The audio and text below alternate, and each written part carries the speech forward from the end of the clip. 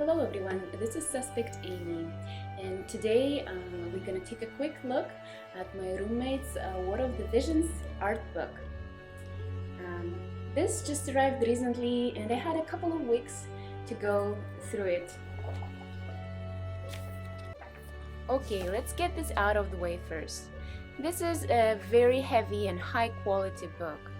The pages have vibrant colors, they have a nice gloss feel, and are pretty thick. Even though the book is a soft cover, the cover also feels really durable and high quality. Sorry, I can't give you more details than that. I am not really a book reviewer, I am just a normal girl who likes nice art. The book launches you into concept art, which is a great way to start. I love any art that features so many of the characters I know from the story in one place. When you get into the heroes, they have several different areas for each hero.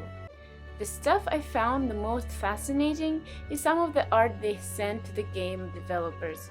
It usually has the layers of clothing and weapon designs. There is often some Japanese writing with notes about a particular piece of clothing.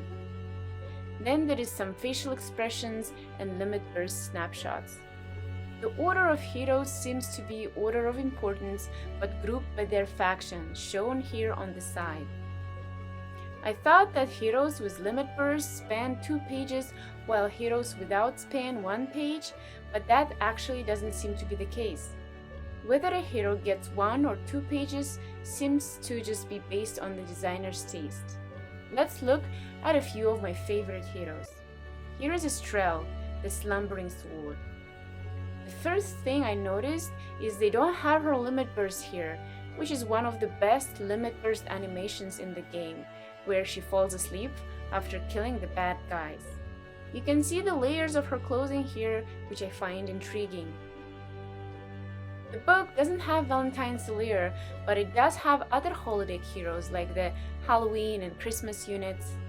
For normal sleer, there's an interesting note here about her jacket converting to a pretty cool hood, although I don't recall seeing this in the game anywhere yet. Maybe something the developers never adopted, or it will show up later. And probably one of my most beloved characters is Aldoa. Is she not the greatest voice actress ever? You can see that her loincloth on the back goes way below her butt. I thought that was a bit funny and probably not very efficient for battle. Also, I thought she just wore shoulder pads, but her armor actually completely covers her back.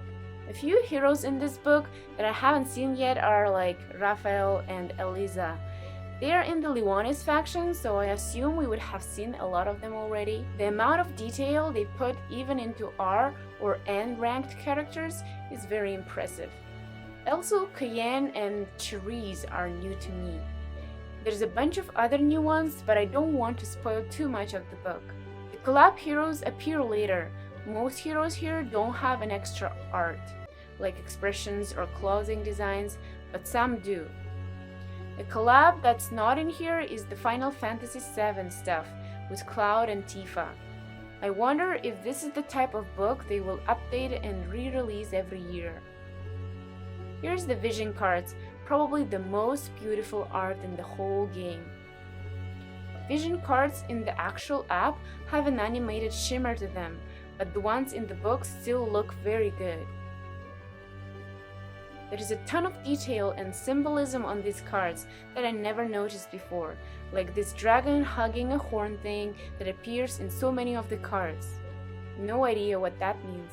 There's a couple of vision cards that I have never seen before, like Irresistible Darkness, which I am excited to get eventually.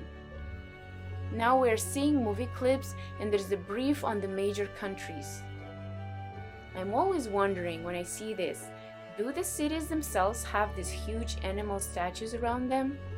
Background, stories, and now we're into a nice surprise. There's 3 interviews at the end with many of the creators behind the game.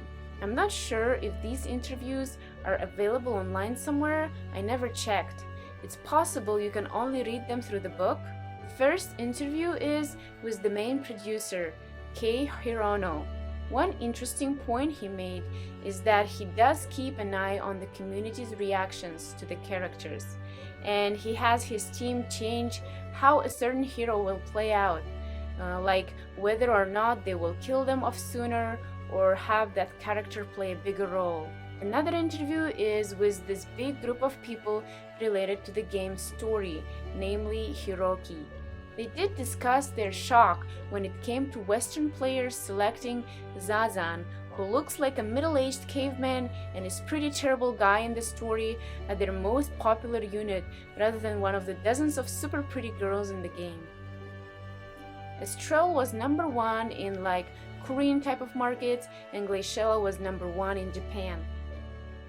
They mentioned that this result gave them a bit of freedom to play with some character designs.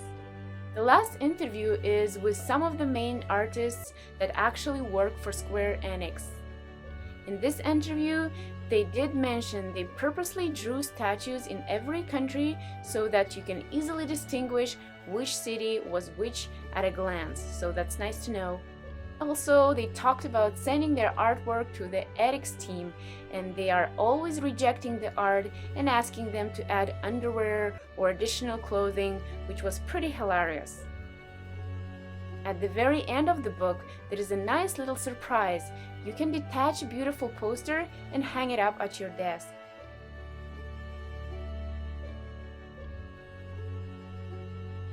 Anyways, I hope I didn't spoil too much of this book. It's 230 pages long, and I barely scratched the surface of this book. I would recommend this book to the WOTV fans and anyone who enjoys having a cool book like this on their coffee table.